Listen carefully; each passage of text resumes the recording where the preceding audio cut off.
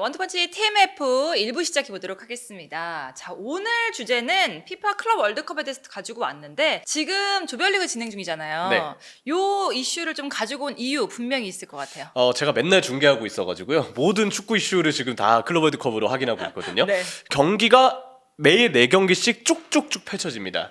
선수들이 특히 힘들 것 같아요. 보시는 분들도 야 이거 진짜 경기 많다 이런 느낌을 받으실 텐데 월드컵도 기존에 이제 32개 국가가 월드컵을 진행했던 것처럼 지금은 32개 팀이 네. 이전에 같은 월드컵 방식과 똑같은 방식으로 지금 클럽 월드컵을 진행하고 있거든요. 한창 경기가 좀 진행 중인데 이 진행 중인 대회에 좀 다양한 이슈들이 쏟아지고 있어서 한 번쯤 이 시기에 원투펀치에서 클럽 월드컵 관련 자잘자잘한 이슈들 한번 총정리하는 시간을 가져보면 좋을 것 같다. 지금까지 딱 보셨을 때 분명 원투펀치 구독자시지만 어떤 분들은 그래서 클럽 월드컵이 도대체 무슨 대회야? 궁금해하실 수도 있고 또 어떤 분들은 클럽 월드컵 알긴 알겠는데 그동안 관심이 없었는데 뭐 보니까 메시가 프리킥 골도 넣고 뭐 좋은 경기들이 많네? 나도 도중에 한번 봐볼까? 이슈를 궁금해하시는 분들도 계실 수 있기 때문에 그분들을 위해서 좀 준비했습니다. 이미 우리 구독자 여러분들은 네. 굉장히 딥하게 축구를 보시는 분들이라 클럽 월드컵에 대해서 많은 이슈들도 벌써 아시고 계실 것 같고 네. 같이 뭔가 얘기하는 느낌으로 한번 정리해주면 좋을 것 같아요. 그렇죠. 사실 미국 개최잖아요. 네. 그런 거에 있어서 좀 문제점도 많이 지적된 걸로 알고 있어요. 클럽 월드컵에 참가하는 팀들은 제가 느끼기에는 이거 이후에 이제 예를 들어서 춘추제를 K리그처럼 적용하고 있는 팀들은 후반기 일정이 남아있고 유럽 팀들의 경우는 이제 다가오는 25, 26 시즌을 준비해야 되는데 미국에서 지금 고생을 참가 팀들이 진짜 많이 하고 있거든요. 네네. 컨디션에 영향을 줄 가능성이 제가 볼 때는 좀 농후해 보이긴 해요. 지금 미국 날씨가요. 그냥 날씨 앱 켜서 지역별로 날씨를 보면 기본이 31도입니다. 경기할 때도 폭염주의보가 아예 떨어져서 그때 플루미넨시와 울산의 경기는 32도가 찍혀있더라고요. 그래서 쿨링 브레이크를 당연히 해야 되는 상황이 왔었고 또 낙뢰 이슈로 인해서 경기가 지연되는 경우들도 꽤 많았습니다. 근데 그에 앞서서 먼저 미국에서의 개최가 된다고 했을 때 우리가 바라봐야 될 점은 생각보다 현지에서 흥행이 안 되고 있다는 거예요. 그러니까 그런 거죠. 어떻게 보면은 팀들은 그 돈을 받기 위해서 굉장히 목표가 뚜렷하게 있지만 네. 관중들은 내가 돈 주고 이걸 볼 만큼의 가치가 있는가에 대해서는 또 다른 문제이기 때문에 그런 부분에서 관중 흥행에 좀 다른 관점으로 볼 필요가 있는 거죠. 그렇죠. 일단 여러 가지 이유들이 있는데 첫 번째는 대회 자체가 아직은 좀 생소하다고 느끼시는 팬분들의 존재. 그러니까 그래 클럽 월드컵 알겠어. 근데 유럽 현지 팬들이 이 클럽 월드컵 때문에 미국에 오는 수가 제가 볼 때 그렇게 많아 보이진 않거든요. 네. 왜냐? 이들에게는 기존의 프리미어리그, 뭐 라리가, 세리아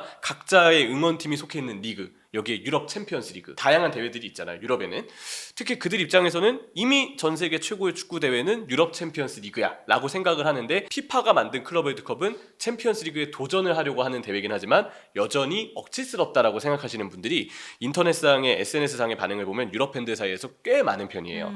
그래서 클럽 월드컵이라는 이 대회 개최가 정작 기존 축구팀을 응원하는 팬들에게는 크게 공감대를 형성하지 못했을 가능성이 있다. 이 부분이 일단 첫 번째 이유가 되겠고 두 번째는 초기에 그러니까 작년 연말쯤부터 이 티켓을 판매했는데 이게 너무 안 팔린 나머지 점점 피파에서 가격을 내렸습니다. 이게 그냥 제일 기본 일반석을 말하는 거죠? 그러니까 기사에 나왔던 티켓 좌석 그게 결국은 이 정도 금액을 내야 직관을 할 수 있습니다라고 표현이 된 건데 아니 사실 농구 같은 경우에도 굉장히 자석이 비싼 걸로 알고 있는데 네. 그래도 저렴한 가격대가 있거든요. 뭐 40만 원, 50만 원 뭐 있지만 좀 저렴한 것도 있거든요. 근데 요거는 조금 우리도 쉽지 않네요. 그렇죠. 그래서 이 티켓 가격이 너무 비싼 나머지 생각보다 팔리지 않았고 요즘은 뭐 프로모션까지 해서 뭐 한 명이 한 장의 티켓을 샀을 때 최대 몇 장 뭐 한 3-4장 정도의 티켓을 같이 주면서 가족분들과 같이 오세요 하는 이 판매 전략을 쓰거나 아니면 위층 그러니까 경기장 기준으로 한 3층 정도 예매하시는 분들은 카메라에 안 잡히잖아요. 네.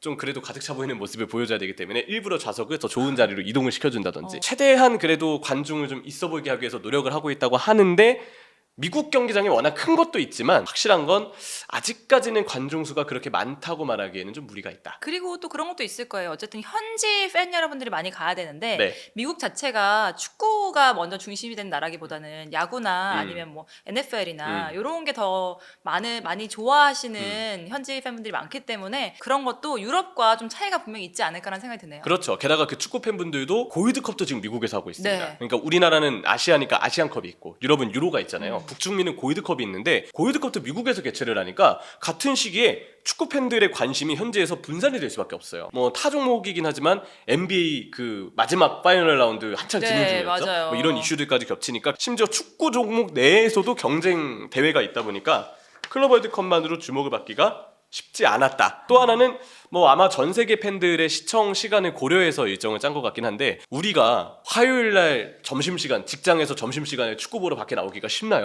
쉽지 않죠.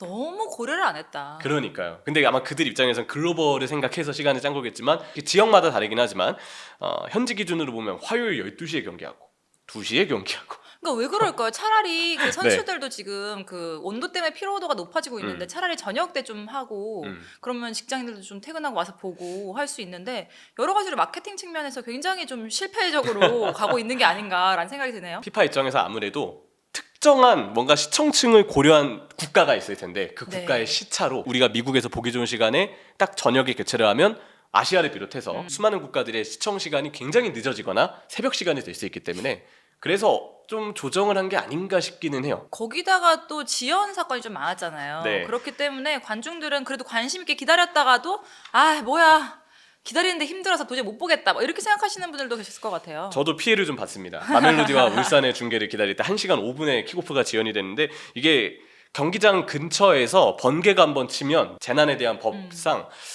규정상 이제 30분가량은 안전 조치를 취해야 됩니다. 현장 관중들 다 복도 안 실내에서 대기해야 되고 경기 진행하면 안 돼요. 무조건 30분 동안. 근데 이게 30분이 최소 30분이기 때문에 중간에 기다리다가 한 번 더 낙내 번개가 친다. 그러면 또 거기서 30분이 연장됩니다. 그렇구나. 그래서 마멜로디 울산 1시간 이상 킥오프 지연됐고 파우메이라스와 알 아흘리 경기도 40분 중단됐고요. 자이츠부르크와 파추카는 90분 중단.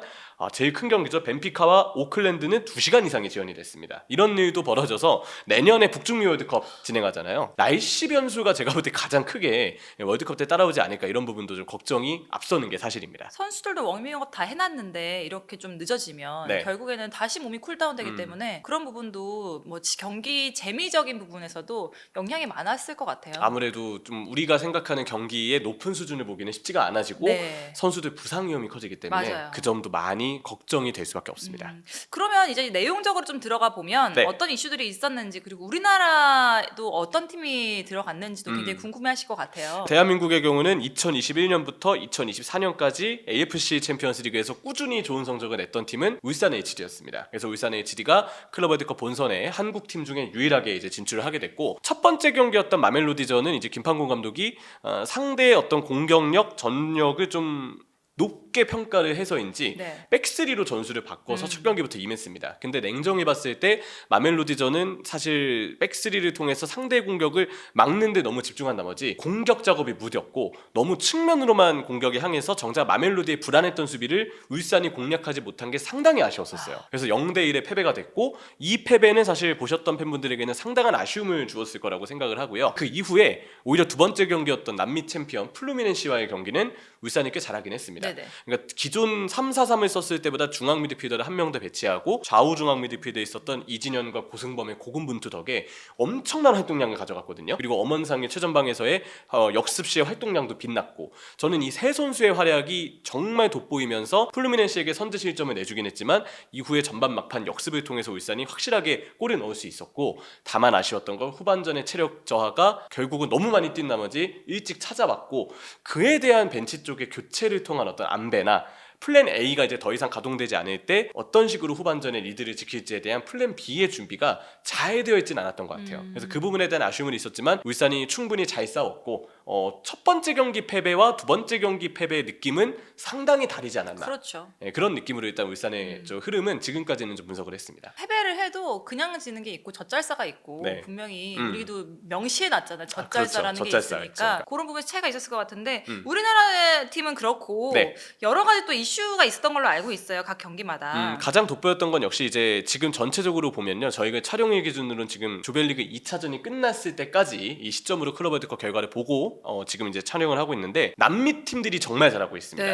다양한 이제 분석의 거의 대부분은 남미 팀들이 무더운 날씨, 이 남미와 거의 같은 아메리카 대륙이기 때문에 그래도 인접한 문화권이라는 이야기들을 많이 하더라고요. 그래서 팬들이 찾아오기도 쉽고 이런 날씨와 같은 환경에 대해서도 적응하기가 수월하다. 그런 이야기들을 좀 현지에서도 많이 건네는데 그래서 남미 팀들이 좀 더 편한 환경에서 뛰면서 이 팀들이 좀 좋은 성적을 내고 있는 거 아니냐 이런 이야기들이 일단 좀 있고 그동안의 클럽 월드컵은 이렇게 확대 개편이 되기 전까지 유럽 팀들의 독주였거든요. 이게 이제 2010년대 초반 이후로는 잘 보시면 쭉 유럽 팀들만 클럽 월드컵을 우승했습니다. 그래서 이거는 말 그대로 유럽 팀이 그냥 전 세계 타 대륙 팀과는 뭐 이제는 뭐 비교도 안 될 정도로 앞섰다. 우리가 이렇게 생각을 했는데 막상 단일 대회에서 참가 팀 수를 늘리고 뚜껑을 열어보니까 웬걸 오히려 남미 팀들의 수준이 꽤 높았던 거죠. 네. 그래서 어떤 의미에서는 클럽 월드컵이 이렇게 확대 개편되면서 남미 팀들의 경쟁력을 우리가 다시 보게 된 정말 정확하게 평가하게 된 것이 아니냐라는 분석도 있기는 합니다. 보타포구가 유럽 챔피언 파리를 잡았고요. 그리고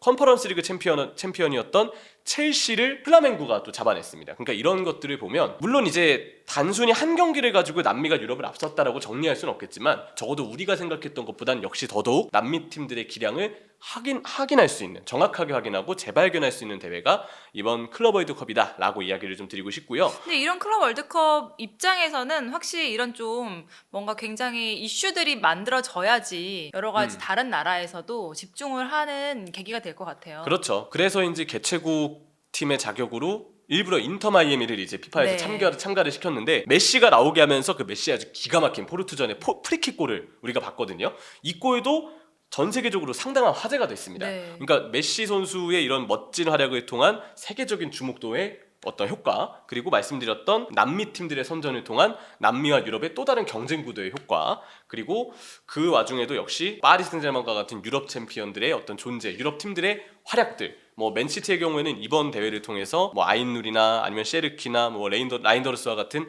새로운 이적생들의 또 첫 번째 인상을 우리가 확인할 수 있었다는 점에서 각 팀들의 다양한 볼거리를 제공한다는 점에서 클럽 월드컵이 정말 좋은 대회이긴 하다. 이런 부분에서는 좋은 취지를 가진 대회다. 근데 보시는 분들에게 제발 지연과 같은 일은 좀 다시는 없기를 바라면서 왜냐면 진짜 힘들거든요. 그런 것만 없기를 바라면서 괜찮게 지금 이번 대회는 진행 중에 있다라고 내용적으로는 저는 좀 설명을 드릴 수 있을 것 같습니다. 네, 어쨌든 뭐 이렇게 개최가 된 지 얼마 되지 않았고 네. 그리고 생소하기도 하겠지만 뭔가 이슈도 나와서 순기능도 분명히 있는 것 같고 그리고 또 우리가 비시즌에 볼 수 있는 무언가가 더 생겼다는 것도 굉장히 중요한 부분인 것 같아요. 그렇죠. 근데 항상 뭐 언급을 하는 내용이지만 결국 이 클럽 월드컵에 대해서 가장 반대하면서도 우려하는 시선의 이유는 선수들의 체력입니다. 네, 맞아요. 결국 이번 클럽 월드컵이 첫 번째로 이렇게 확대 개편이 되는 거고 비시즌에 열리는 것도 처음이라서 이 대회의 여파가 추후 참가 팀들에게 어떻게 찾아올지 아무도 모르는 상황입니다.